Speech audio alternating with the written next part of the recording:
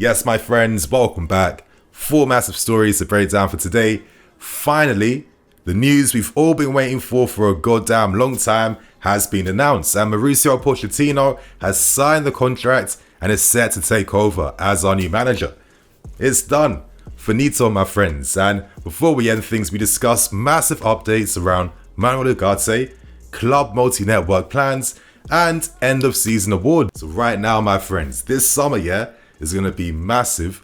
Hopefully we do the right things and finally sort this mess of a squad out. So if you guys are happy that Pochettino is our manager, if you're happy that Ugarte is potentially set to become our new signing, hit that like button. And without wasting any more time. So right now, my friends, let's discuss end of season awards. And the player of the 22-23 season is Thiago Silva. And to be fair with you, based on consistency alone, I think he fully deserves it. Now, it's been quite unfortunate that he has picked up some injuries, but, that overall class that he has. To be fair with you, I feel like with his quality, his experience, his leadership, this is a guy that I want in my squad next season, working with the young players, working with Levi Colwill, Fofana, Badiashile, and Mauricio Pochettino. So for me, it's fully deserved based on consistency alone. And now we move on to our Young Player of the Season awards, and obviously that was going to be Lewis Hall. I mean, what an introduction this kid's made this season. I mean, most of the games he's playing against like Man City 4 times, Man United, Newcastle. I mean, these are massive tests, and the fact that this 18-year-old who's playing left wing back, left back, when that's not even his main position, is able to really hold himself up at this level. It speaks volumes about the players we're producing in our academy and just how good of a player Lewis Hall rightfully is. I know I keep making this comparison, but I can't help it. Cucurella is costing over 60 million, And we've got a guy in Lewis Hall where I haven't seen one performance from Cucurella match any of the effectiveness I've been seeing from Lewis Hall down that left-hand side, And as I keep saying, if you give this kid over 1,000 minutes plus for next season, allow him to iron out the mistakes in his game as he's slowly developing into his body. By the time he's 21 years old, this guy is going to be fully ready to potentially really win that left-hand spot as he's getting older. And I kind of feel like, we must give these opportunities to young guys like Lewis Hall, because these are the ones that save you a ton of money, that allow you to spend big money on key signings in key areas. So before we end things, we discussed the goal of the season, and that was won by Conor Gallagher. Now, there aren't too many contenders, nothing really standing out to mind, but I'd probably say based on the storyline of this goal, I mean, he's scored against his former club, former friends, last minute goal to win it for us, outside the box goal. I mean, I kind of feel that's the Hollywood moment of Conor Gallagher's season, and it was a very fitting win in my personal opinion. So they are the awards out of the way. Do you agree with them? Do you disagree with them? Who would you have given the goal of the season award to? Let us know below. And now let's move on to discussing the massive news surrounding Mauricio Pochettino. And that's it, my friends. Pochettino has signed and completed the contract, and reports are suggesting he has signed a 3-year deal. Now, Pochettino agreed personal terms about 2 weeks ago, and Todd Boehly and co are hoping that with Pochettino's newly announced appointment, that he's going to bring that needed stability that we've needed at this club for so long, like stability in ideas, structure, identity, philosophy. That is the most important thing. And based on things like Pochettino's ability to work with young players, take those young players to the next level. His work in the training grounds to improve their physiology, like their mental strength, their qualities, with the bonus being that he is very good at working alongside people in club structures. I think, based on paper, our sporting directors made the right decision, because for me, after seeing the abundance of different managers and their levels, routinely fell over this whole season, I feel like it's not even about the name anymore. It's about signing the guy with the right ideas that matches the philosophy we're trying to build.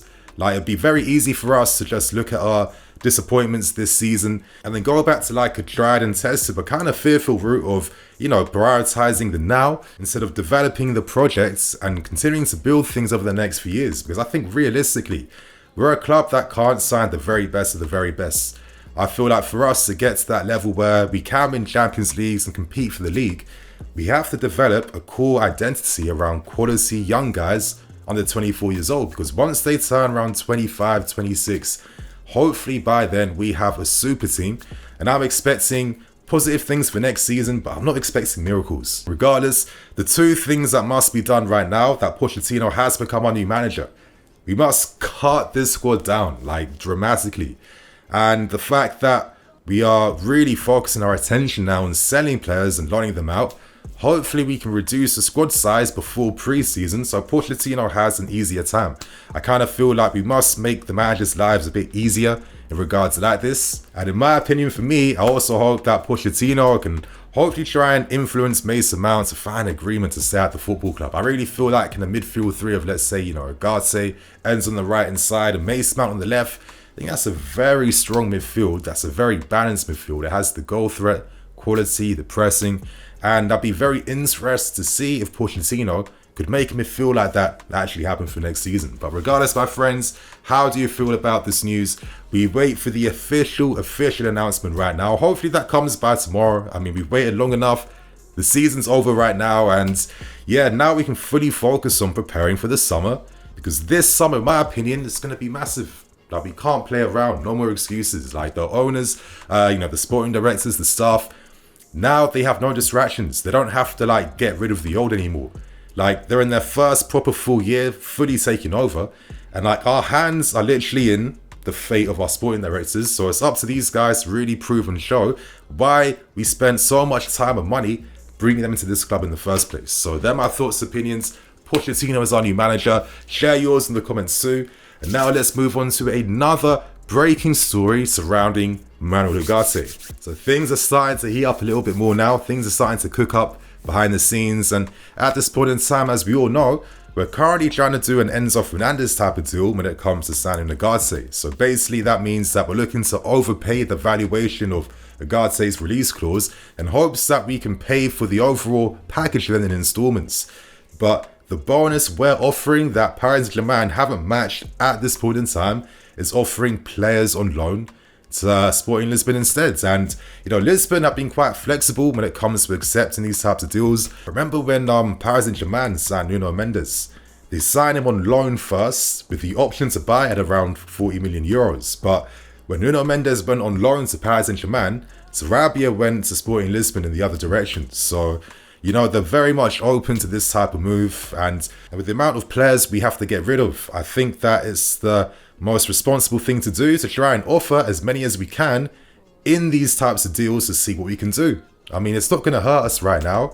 And for me, if someone like a Santos or Carnes or Casada, whoever, was to benefit from a loan spell like this at Sporting Lisbon, then I think that's a win-win for everyone. Right now, Paris Saint-Germain have offered a pretty similar deal to ours. No loans though.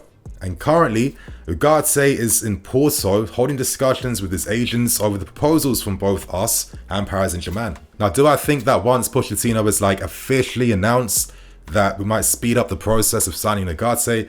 I mean, yes and no. Yes, in terms of trying to get the player to say yes to our proposals, but no in the sense that we have to remember that the economic rights of Manuel Ugarte is shared by multiple clubs. So once you go through those business logistics, that's going to take a bit of time to really figure out, how much of the percentage of the money will be going to these different parties. Now, in terms of the financial offer, we know that Ugarte is currently earning around 700k a year at Sporting Lisbon.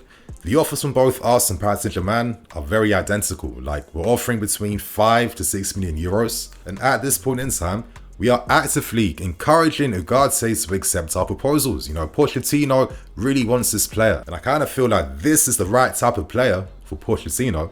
And we can't forget that Ugarte's, his ceiling is very, very high. He will get better and better and better.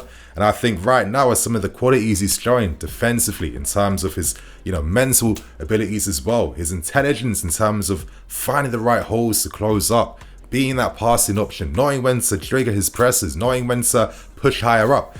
He is a positive player, and I keep saying this about him, but he allows other guys to play further forwards and push higher up. And I think that this is where him and Enzo Fernandez, we've seen those spider charts. We see how complementary both these guys' games are together.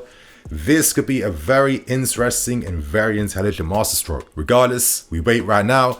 But right now, we are serious when it comes to signing the right players for Pochettino in time before preseason starts. And that tells you that we're coming with new focus for the summer. So let's now move on to the third story today. So right now, my friends, let's end things by discussing the latest updates around our plans to sign clubs as part of this multi-club network strategy. And very interesting reports. We have some tweets from a Belgian journalist, and he gives us some good news. And he's saying that once the season ends, we should be announcing our deal with RC Strasbourg. And, you know, I've been kind of following them a little bit. I watched their highlights against Paris Saint-Germain. I thought it was a very good performance. You know, they use youth. They're still in Ligue 1 as well, too. They're going to earn a nice bit of money from this deal. And I think with the quality of league and many factors, yeah, this is a great move. But the news does get better. We know that we're trying to capture a Portuguese club.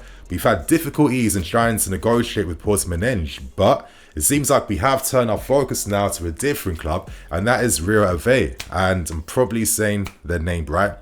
But doing some research and looking into them, they do have some recent experience playing European football, you know, playing in the Europa League, where they have got to some of the knockout rounds. So, you know, even though they're still in the league around mid-table, they've shown that they're a club that have ambition, and they do have good seasons where they can raise their level and they can compete in European football. So I think that if this is an option for us to send our quality youth players to, where you could agree 2 years, maybe even 3 years straight loan deals there, where they're playing in a consistent environment, a safe environment, a productive educational environment where they can, you know, play first team minutes, get that exposure into the game. Because, you know, that crucial age group between 17 to 21, I mean, that's incredibly important.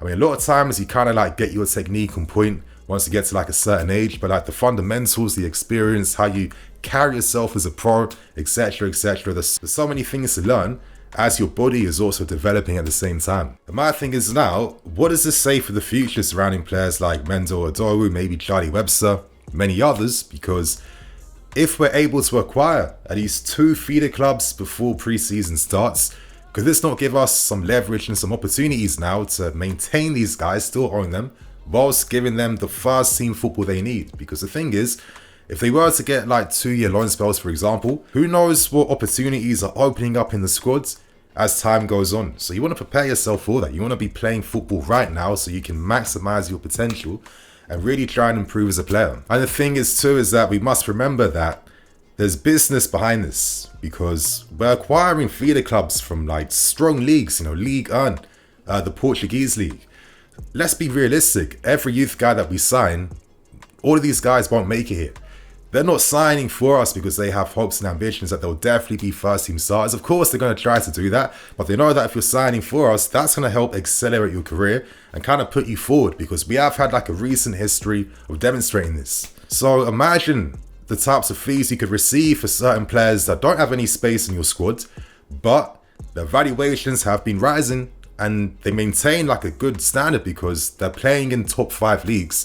That could generate us some decent money in the future, because as I've said, yeah, you know, if we can really maximize the academy, maximize the valuations of these loan guys, sell them on for good fees, find guys to fill your squad, and hopefully unearth those first team stars, this gives you that flexibility to spend big money on top signings when you need key positions. I think it's just like a fair and standard thing for clubs at the level we're trying to be at, yeah? So friends, on that note, that's all the massive stories that dropped today. Things are actually kicking off right now. I kind of feel like next month is going to be hectic. I'm expecting to be doing sleepless nights. I've got a lot of things planned. I'm very excited. And right now, I just want to forget this season.